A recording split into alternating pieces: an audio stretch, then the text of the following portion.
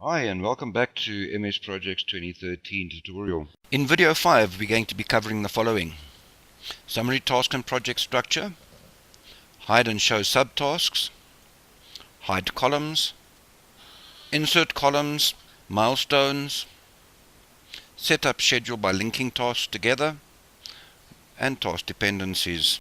Right, now that I've shown you how to set up project summary tasks, it's time to go and set up our main summary tasks within our project. By doing this will set up the structure. There are two ways to create summary tasks for the major project phases. First of all, you can click the summary button in the insert group. I'm doing that now.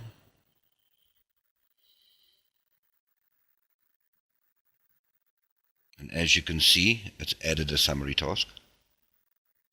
I'm going to undo this and show you the other method. The next method is called indenting and outdenting of tasks. Now, indenting and outdenting of tasks is a critical part of basically establishing the WBS. When you insert a task, you move it one level down in the task hierarchy, and the task that precedes it becomes a summary task. To indent a task, I'll go and select the indent button on the task tab. So first of all, I need to select the task that I'm going to indent. Go down to the tasks, click on them, and dragging down, I will go in and select the task that I want to make a member of the same group. You'll notice that the two tasks are highlighted, 2 and 3, and 1 is not. 1 will become the summary task when I click on the indent button. I move my cursor to the indent button up top here on the schedule section, and I click on it. Notice two things have happened now. First of all, there's a black little triangle appeared next to the name planning, and it has moved the two subtasks below it to the right, indenting them. I'm going to do the next lot. Okay. First of all, I select the tasks that I want, highlight them, go back to the indent button, and click on it. And so I'm going to go on and set up all my project summary tasks.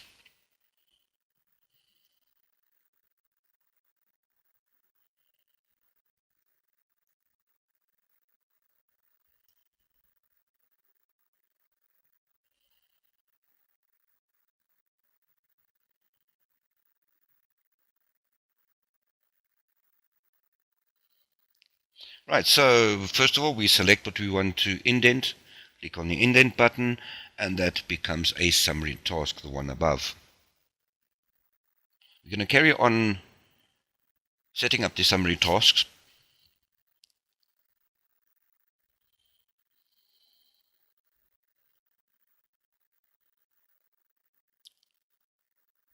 Right, I'm selecting the next lot and indenting them as well.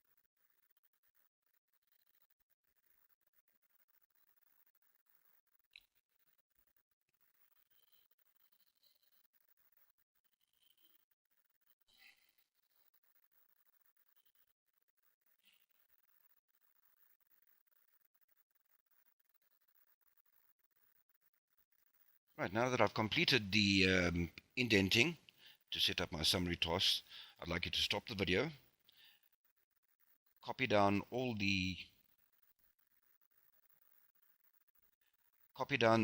summary tasks onto a piece of paper, stop the video, and then go and set up your summary tasks. Welcome back. Now that you've finished doing your summary tasks, they should look like mine.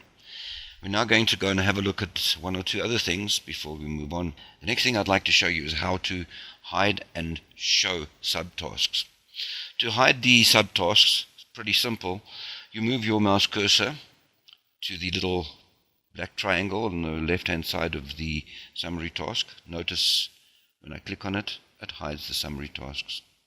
When I click on it, it brings it back. The other method to hide your subtasks is to move to the View tab, click on it, and under Outlining, select the level of outlining that you want to show.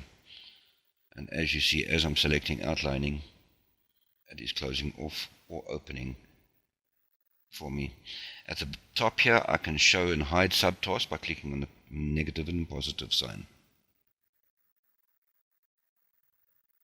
Next, I'm going to show you how to hide columns. As you'll notice, I've got several columns underneath my Gantt chart. You can see them when I move the Gantt chart to the right-hand side. The two columns I'm going to remove here are predecessor and resource names. To do that, very simple. Move your mouse cursor to the top of the column. You'll notice that the column header turns green. Right-click on it, move your cursor to the Hide column, and it will remove the column for you. The alternative is you can push your delete button on your keyboard, and that too hides the column. And I'm saying hide because it is not actually deleting the columns, it is hiding them. We can bring the columns back by right-clicking on Add a Column over here. Click on Insert Column. Brings up a list of column headers.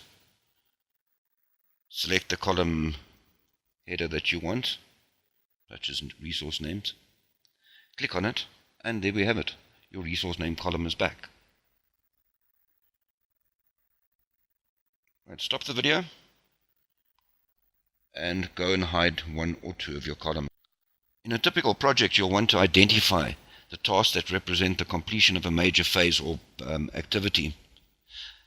To do this, we mark these tasks as milestones. So what I'm going to do next is I'm going to go in and show you how to set up a milestone.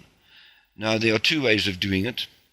The first method is by typing a 0 into the duration column, and that will then make it a milestone.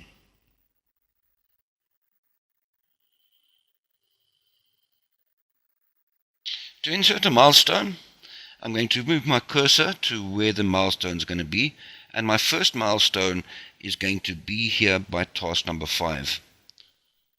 I click on it, delete the duration, change it to 0, and enter.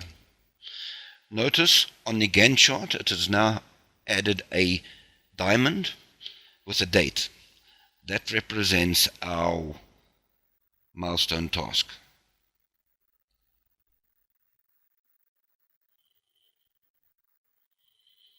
That is the first method on how to add a milestone task. The next method is by going to the Task tab, clicking on it, if it is not showing the task ribbon, moving over to the Insert group over here on the right hand side, and click on Milestone. Notice how it's added new milestone. That will have to be changed to the task name, and also added 0 in the duration column, and on the Gantt chart added a diamond and the date. I'm just going to remove that by clicking the undo button.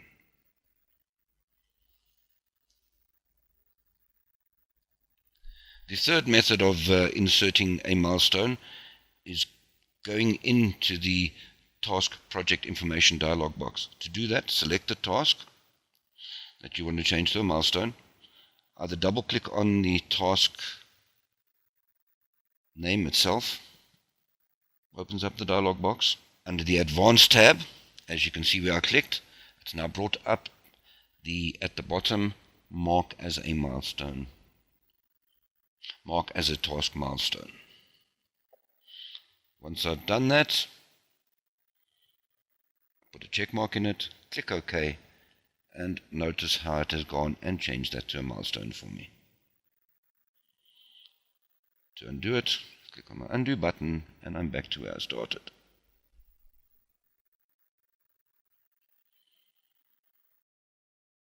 Welcome back to Project 2013 tutorial. Now that we've had a look at the basic layout of our project and our project plan, we're now going to have a look at scheduling. Scheduling refers to the timing and sequencing of tasks. As a project manager, you'll need to schedule tasks to complete your project on time. As you enter tasks and other related information into the task list, project automatically schedules the task if it has been set on auto schedule. What this means is it takes all the subtasks, adds the durations together to give you a final date on completion of that summary task. As you know, tasks in a project are often related, so it's very, very important to sequence them according to their relationships. To do this, we link the tasks together. Once we've linked the tasks, we might need to make adjustments such as modify dependents or unlinking tasks.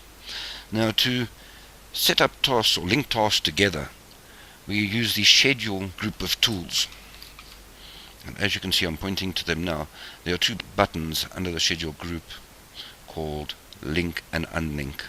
And as you can see there, the link looks like a chain linked together, and the unlink, it looks like a broken chain. By linking the tasks together, we are creating task dependencies. Tasks are scheduled based on the project start date and the task duration. This is what we specify in the project information dialog box. In real life, however, not all tasks start on the same date. For example, if we were building a house as we are here, we cannot install the roof on the same day that we lay the foundations. These dependencies between tasks are what define the way in which tasks are related or linked. Before we carry on, I think we need to discuss what dependencies are and how MS Projects uses them. When we link together tasks, we set up dependencies. MS Projects uses 4 different dependencies, as you can see. The first one being a finish to start dependency. Task B cannot start until task A has been completed. A start to start dependency. Task B cannot start until task A has started. Finish to finish dependency.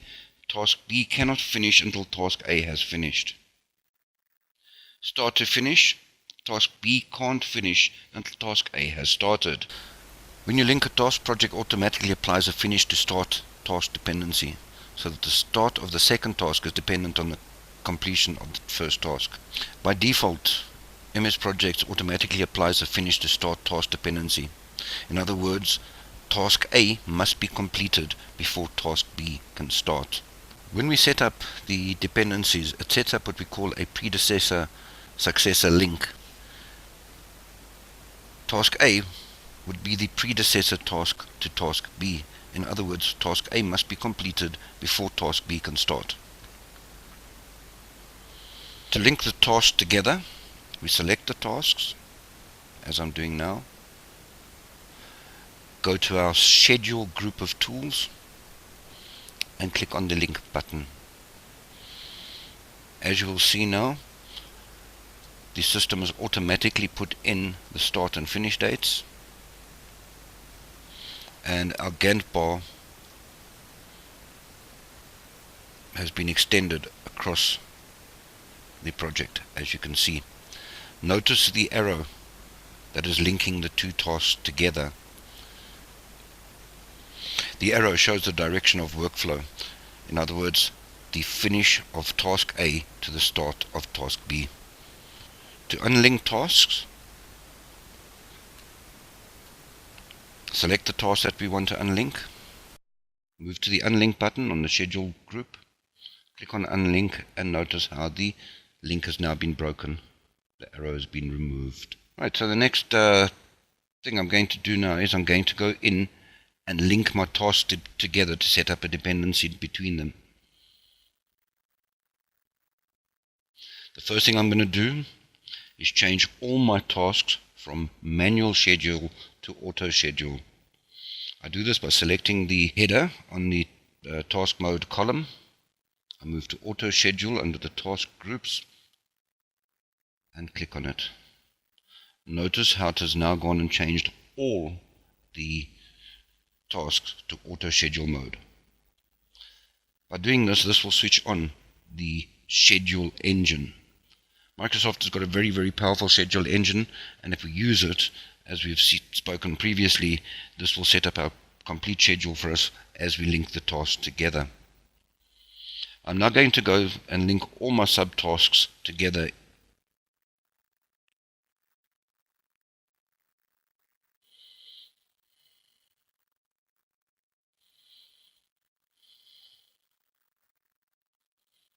Notice as I'm joining them, so the dependencies are being set up.